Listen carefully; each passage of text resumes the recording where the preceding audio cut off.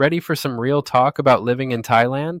Stay tuned because today's episode is about to blow the lid off the 800 a month myth and drop you right into the heart of Kanen. This isn't just another sugar-coated expat dream. We're serving straight-up facts and unfiltered insights from the ground.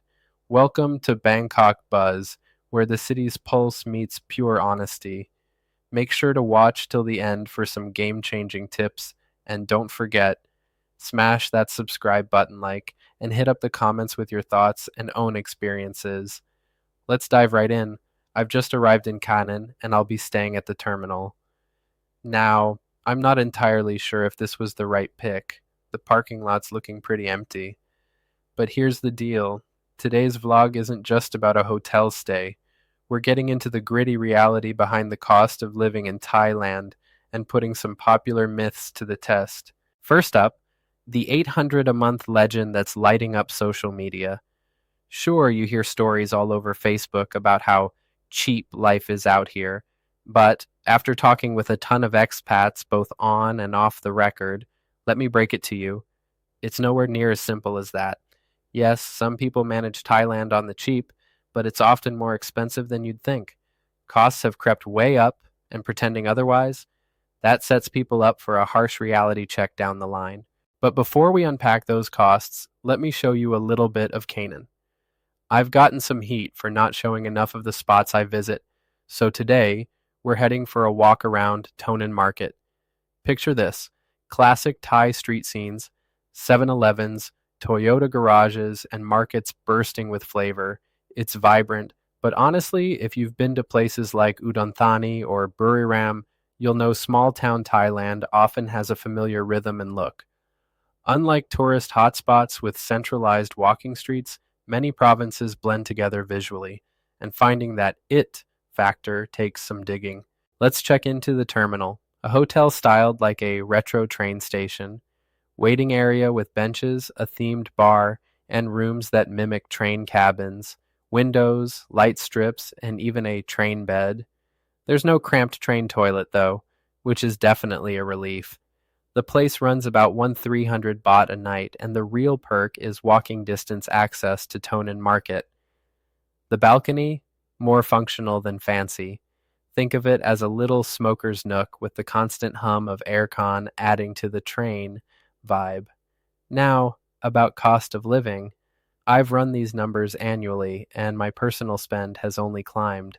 From about 80,000 baht a month, keep in mind, with 2 kids, 1 in private school, plus some farm animals, that number's shot up to around 100,000 baht a month.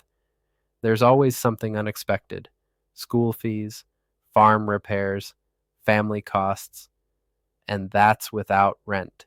Let's cut to the chase. The 800 a month fantasy just doesn't hold up for most people. Even the thriftiest expats I know are hitting about 45,000 baht a month, and that's on a good month and with a house already paid off. If you're just scraping by with no cushion, no backup, and no margin for error, things get tight fast, especially when those surprise expenses roll in. Most expats I meet, once you add kids, healthcare, vehicles, or travel, end up spending much more. My heavy months, house renovations, YouTube projects, or unexpected big-ticket items can hit 150,000 baht, no problem. Let's keep it real. Some people can thrive here on a shoestring. No drinking, no smoking, no fancy extras, maybe a paid-off condo. But that's a tiny minority. It works if you're a genius at budgeting and nothing ever goes wrong. For everyone else, a safer minimum is closer to 50,000, 60,000 baht a month. Comfortably, you're looking at 80,000, 120,000 baht a month, especially if you want a bit of freedom, financial security, and a buffer for life surprises. Thinking long term, don't forget about old age. Thailand's beautiful, but getting by when you're older, especially without savings or health coverage, is tough. That's why having savings, insurance, and a solid plan is critical. And hey, for the UK crowd, you can still build up your pension by paying into national insurance, even from abroad.